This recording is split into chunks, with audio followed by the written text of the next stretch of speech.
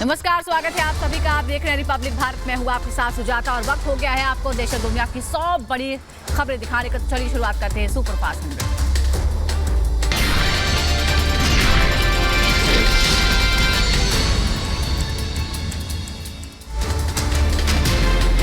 मोदी सरकार ने आम जनता को दी बड़ी राहत। सरकार ने पेट्रोल और डीजल के दामों में की बड़ी कटौती की नई दरें आज से लागू। पेट्रोल डीजल की दामों में बड़ी राहत। पेट्रोल 9 रुपये 50 पैसे प्रति लीटर सस्ता हुआ।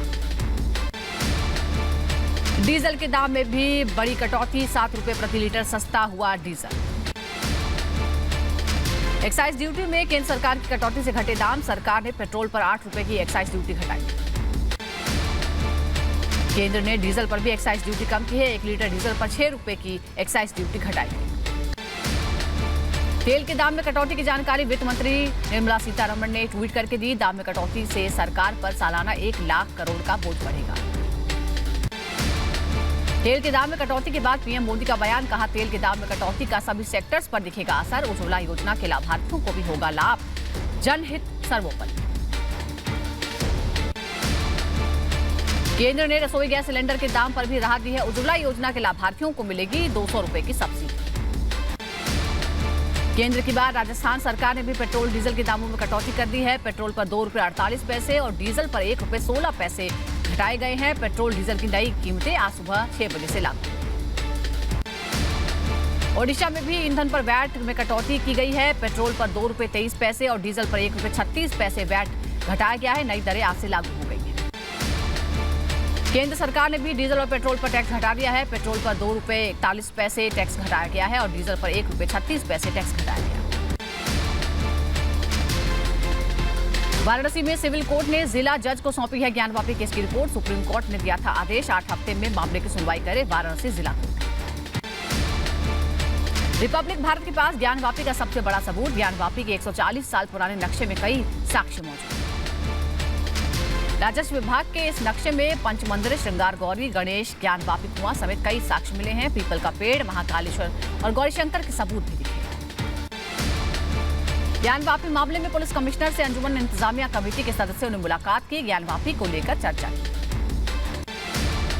अंजुमन कमेटी ने पुलिस कमिश्नर से नमाज के लिए सही व्यवस्था करने की मांग की। कमेटी ने सुरक्षा बढ़ाने की भी रखी मांग। इंतजामिया कमेटी के संयुक्त सचिव सैयद मोहम्मद यासीन ने कहा, ज्ञानवापी मामले पर सुप्रीम कोर्ट के आदेश का स्वागत करते हैं। त्योहारों के मद्देनजर कमिश्नर से मुलाकात की। जो जजमेंट दिया कि दोबारा लौटा रहे हैं डिस्ट्रिक्ट कोर्ट को केस, फैसले पे वो कुछ बोल नहीं सकते और हम भी कुछ नहीं बोल सकते, लेकिन इतना हम कह सकते हैं सुप्रीम कोर्ट का जो फैसला है वो स्वागत योग्य है। ज्ञानवापी पर विवाद के बीच श्रृंगार गौरी मंदिर में पूजा का पुराना वीडियो सामने आया है। साल में एक बार होती है यहाँ पूजा। ज्ञानवापी मामले को लेकर याचिकाकर्ता सोहनलाल आर्य का बयान। कहा, प्रतिवादी पक्ष शुरू से ही हिंदू मान्यता के खिलाफ बात करता रहा है। शिवलिंग को लेकर हमें भ्रमित किया गया। प्रतिवादी पक्ष को हम जानते हैं, उनकी रीत नीति मर्यादा, उनके षड्यंत्रों को जानते हैं, पहचानते हैं, मानते हैं। ये आज नहीं, श्री राम जन्मभूमि आंदोलन से ही ये हमारे खिलाफ, हिंदू खिलाफों के खिलाफ गलत बयानी करते रहते हैं। ज्ञानवापी सर्वे और शिवलिंग मिलने के दावों पर सवाल उठाने वालों पर याचिकाकर्ता सीता साहू का बयान। कहा, जब तक न्याय नहीं मिलेगा हम लड़ते रहेंगे। इस मुद्दे पर राजनीति पसंद नहीं। जब तक न्याय नहीं मिल जाता, जब तक न्याय नहीं मिलेगा तब तक हम लोग अंतिम दम तक लड़ेंगे। ज्ञानवापी मामले को लेकर रिपब्लिक भारत पर बोले एआईएमआईएम अध्यक्ष असदुद्दीन ओवैसी। कहा, ज्ञानवापी में सर्वे कराना एक 1991 पूजा स्थल एक्ट का उल्लंघन। 91 का एक्ट ये कहता है कि किसी भी मंदिर मस्जिद का जो 15 अगस्त 1947 को थी उसका नेचर और कैरेक्टर नहीं तब्दील किया जाएगा। इसीलिए हम कहते हैं कि हमारा मानना यह है कि सर्वे उस 91 एक्ट के खिलाफ है। असदुद्दीन ओवैसी बोले, जानबूझकर लीक की गई सर्वे रिपोर्ट, निचली अदालत का फैसला गलत। सर्वे कमिश्नर के अपॉइंटमेंट के खिलाफ इंतजामिया कमेटी थी जिसको हटाया गया और उसने रिपोर्ट लीक कर दी मीडिया को, जिसको सुप्रीम कोर्ट ने कहा कि लीक रिपोर्ट को रिपोर्ट नहीं करना चाहिए था। राहुल गांधी ने लंदन में बयान दिया जिसके बाद बवाल मच गया है। उन्होंने कहा कि लद्दाख में यूक्रेन जैसे हालात हैं। श्रीलंका और पाकिस्तान से भारत की तुलना की। Please recognize the parallels between what is going on in Ukraine and what is going on in Ladakh and in Doklam. Please realize that the same idea is at play. Rahul Gandhi ने विदेश नीति की भी आलोचना की। बोले, भारत की विदेश नीति ठीक नहीं है, हमारी नहीं सुनते प्रधानमंत्री Modi. The Indian Foreign Service has completely changed. They don't listen to anything. They're arrogant. Now they're just telling us what orders they're getting. There's no conversation. You can't do that.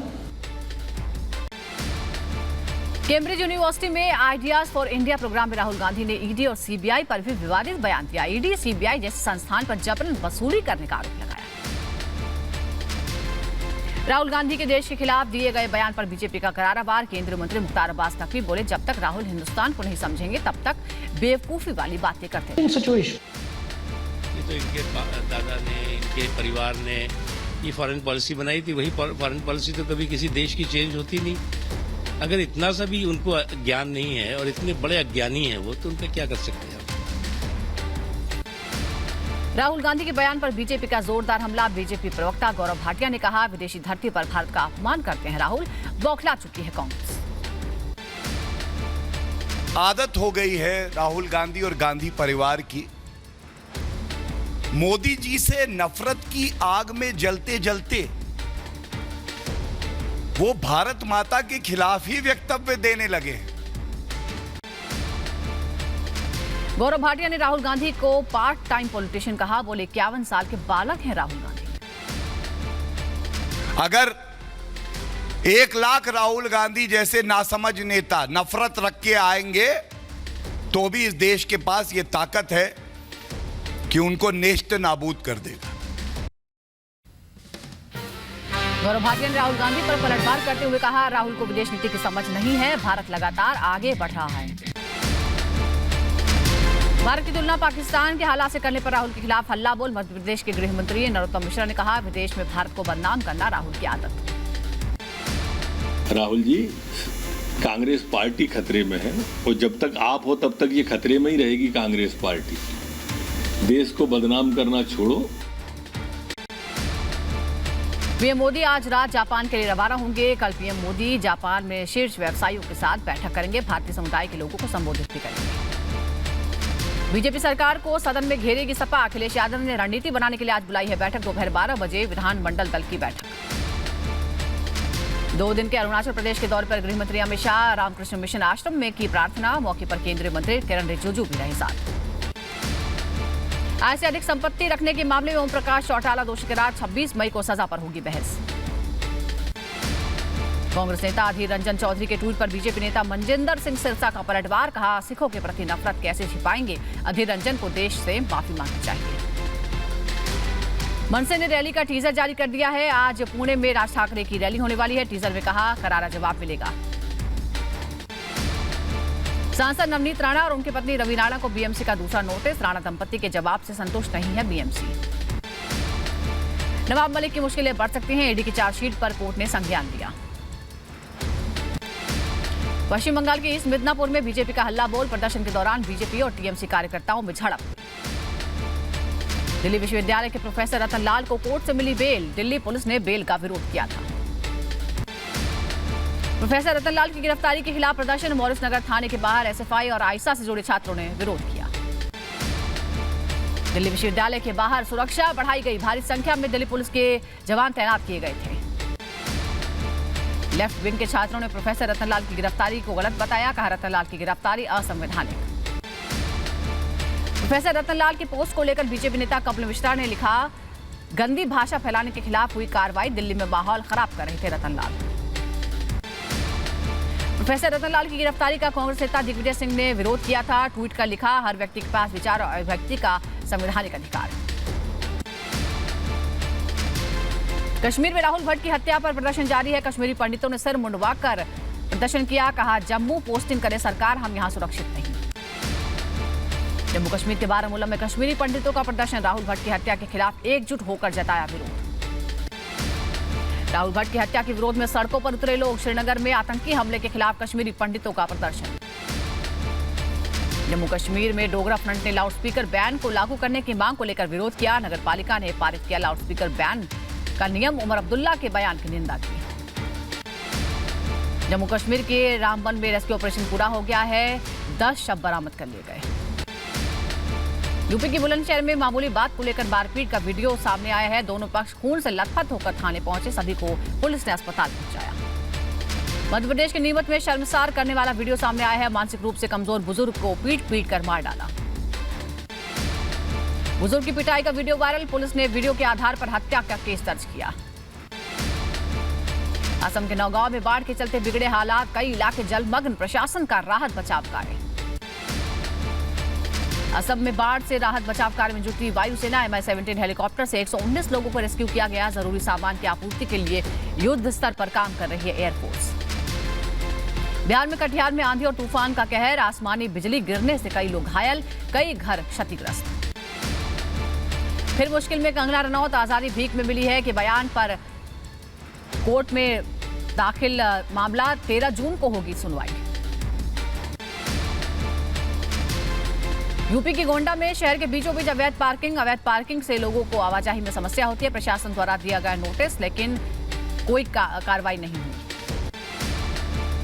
UP के मुरादाबाद में BJP नेता की गाड़ी पर अज्ञात लोगों ने हमला कर दिया। हमले में बीजेपी नेता को चोटें आई हैं। बीजेपी नेता की पिटाई का वीडियो भी सोशल मीडिया पर वायरल हुआ।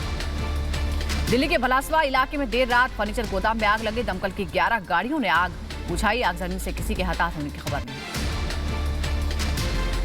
यूपी के बरेली स्थित BL एग्रो यूनिट के कूलिंग टावर में भीषण आग लगी। देखते ही देखते आग फैल गई। दमकल कर्मियों ने कड़ी मशक्कत करके आग पर काबू पाया।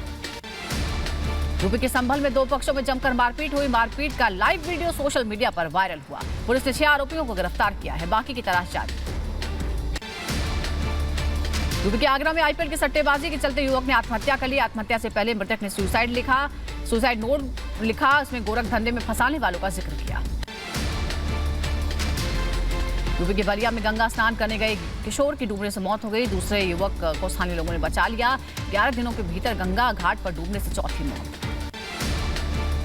यूपी की बदायूं में जमीनी विवाद के चलते युवक की पीट कर हत्या। मौके पर पहुंची पुलिस ने शव को कब्जे में लेकर पोस्टमार्टम के लिए भेजा। इलाके में हड़कंप। यूपी की बदायूं में नाबालिग प्रेमी युगल का फांसी से लटकता शव मिला। मंदिर परिसर में शव मिलने से इलाके में सनसनी। प्रेम प्रसंग के चलते आत्महत्या की आशंका।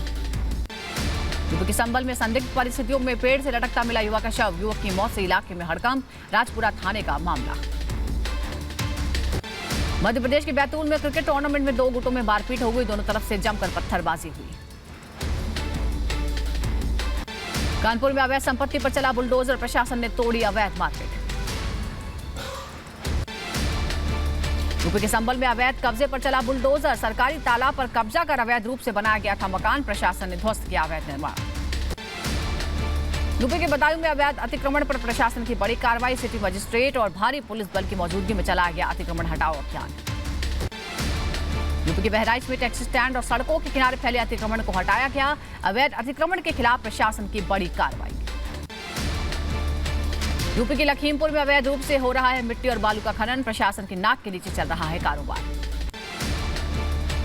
आगरा लखनऊ एक्सप्रेस वे पर डिवाइडर से टकराई डबल डेकर बस। हादसे में ड्राइवर की मौत। 2 दर्जन से ज्यादा यात्री गंभीर रूप से घायल। यूपी के मैनपुर में दीवानी गेट पर पति ने पत्नी को मारी गोली। दोनों के बीच चल रहे विवाद को लेकर न्यायालय पहुंची थी महिला। गोली की आवाज से भगदड़ मच गई। यूपी के लखीमपुर खीरी में पुलिस मुठभेड़ में 20,000 का इनामी बदमाश गिरफ्तार। एनकाउंटर के दौरान बदमाश के पैर में लगी गोली। 8 साल के मासूम से दुष्कर्म का आरोपी है बदमाश। यूपी के उन्नाव में सराफा की दुकान से 7 किलो चांदी और सोना लेकर चोर फरार हो गए। एसपी ने मामले में 2 पुलिसकर्मियों को निलंबित किया। यूपी के बुलंदशहर में 10 ऑटो जब्त किए गए हैं। तेज आवाज में म्यूजिक सिस्टम जो लगाए गए थे उन्हें उतरवा लिया गया। पुलिस की इस कार्रवाई से हड़कंप मच गया। यूपी के ग्रेटर नोएडा में परी चौक कमर्शियल बेल्ट के पास चला पुलिस का चेकिंग अभियान। लग्जरी वाहनों पर की गई कार्रवाई। कई लग्जरी वाहनों के काटे गए चालान। यूपी के बदायूं में तालाब पाटने को लेकर 2 पक्षों में बवाल हो गया। फायरिंग में 3 लोग घायल। घटना के बाद मौके पर पहुंची पुलिस जांच में जुटी। यूपी के आगरा में चेकिंग के दौरान करीब 50 डंपर पकड़े गए। अवैध खनन का मामला हुआ उजागर। यूपी के मथुरा में ट्रेन में बम की सूचना मिलने पर पुलिस प्रशासन में हड़कंप मच गया। पातालकोट ट्रेन के बोगी S5 में बम की सूचना मिली थी। चेकिंग के बाद ट्रेन को रवाना किया। यूपी के बहराइच में बलात्कार के आरोपी को पुलिस ने गिरफ्तार कर लिया। काफी दिनों से लापता था आरोपी। यूपी के हरदोई में अवैध हथियार फैक्ट्री का पर्दाफाश। पुलिस की कार्रवाई में 2 आरोपी गिरफ्तार।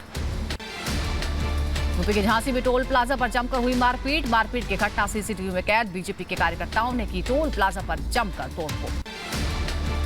ब्रिटेन में महामारी के दौरान कोविड-19 से मारे गए पीड़ितों को श्रद्धांजलि दी गई। श्रद्धांजलि के लिए खोला गया है राष्ट्रीय स्मारक। रूस रक्षा मंत्रालय ने मारियापोल से जारी किया एक वीडियो। अजोस्टल स्टील प्लांट के 2439 यूक्रेनी लड़ाकों ने आत्मसमर्पण किया। रूस ने यूक्रेन मारियापोल ब्रिगेडियर कमांडर का वीडियो दिखाया। मॉस्को में रक्षा मंत्रालय का दावा। रूसी सेना ने ओडिशा के बंदरगाह पर यूक्रेनी ईंधन डेपो और हथियारों को किया नष्ट। मंत्रालय द्वारा जारी फुटेज पर यूक्रेन की कोई पुष्टि नहीं। यूक्रेन के पैराट्रूपर्स ने रूसी फॉरवर्ड बेस पर हमला किया। हमले से रूसी सेना के कई हथियार और उपकरण नष्ट हो गए।